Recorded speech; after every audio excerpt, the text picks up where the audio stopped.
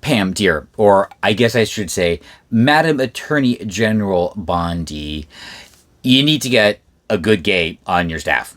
You need to get a good super gay on your staff, because this whole thing, the way the Epstein list is playing out, it's not the best look. I know you're doing your job. That's the thing. I know you are doing your actual job as a consummate professional and somebody who is very good at their craft.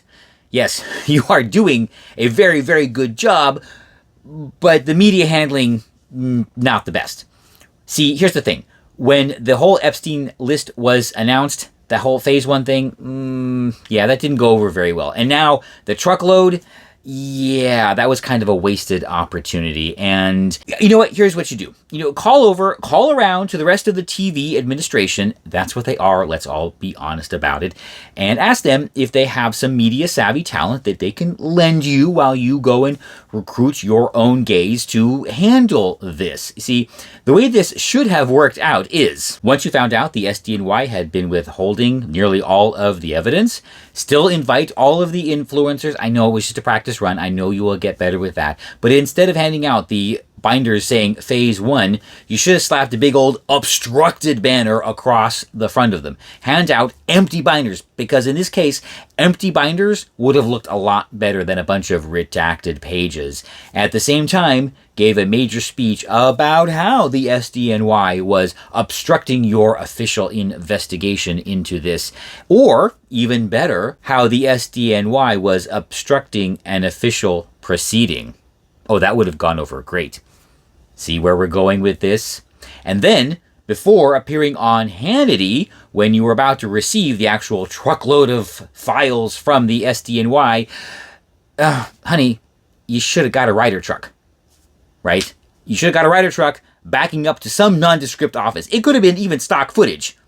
Release a tweet, we got the files. It's just a giant box truck. We got the files. That is how you play this in the media. Now, where do we go from here? This is still fixable. I know it's a lot of effort.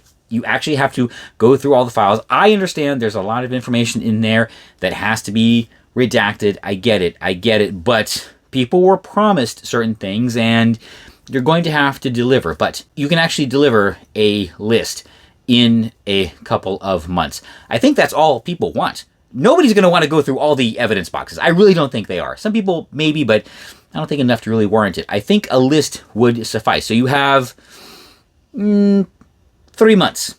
3 months to compile an actual list of everybody involved with Jeffrey Epstein. But at this time, it is an actual list of people who you are going to either A, open an active investigation against, or who are about to be charged. Okay, there could be a third category if you can figure out how to play it well enough. There are a lot of names that are suspected associates of Jeffrey Epstein, but maybe they're not. Maybe they're not at all. Maybe they never flew on the airplane, they've never been to the island, never been to his house. Maybe they are somehow not involved at all. So in the incredibly off chance that, I don't know, Bill Gates actually has no association with Jeffrey Epstein, a third list of people who everyone thinks is associated with Jeffrey Epstein, but aren't. But you got to make sure that list is ironclad. So you can make a list. People will be satisfied by a list. A list of people that you're going to investigate, and a list of people you're actually going to charge. That's it. And maybe the third list. Just for fun. If you do it right.